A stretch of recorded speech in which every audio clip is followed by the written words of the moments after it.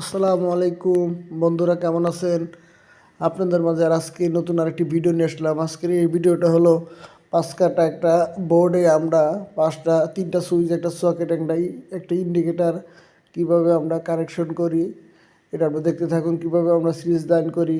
প্রথমে প্রত্যেকটা সুইচের স্ক্রু আমরা করে একটু ঢিল দিয়ে নেব। তারপর একটি লম্বা একটা 330 তার দিয়ে সুন্দরভাবে একবার পুরোটুকু সিরিজ লাইন করে নেব, কারণ সিরিজ লাইন করে নিলে কারণ এক তারই আমাদের পুরোটা কানেকশন হয়ে যাবে। তারপরে সুন্দরভাবে আমরা ঢুকিয়ে দিয়ে পুরোটাই করে সুন্দরভাবে স্ক্রু টাইট দেবো, যেন এটা কোনো লুজ না থাকে, কারণ একটু লুজ থাকলে স্পার্ক করবে।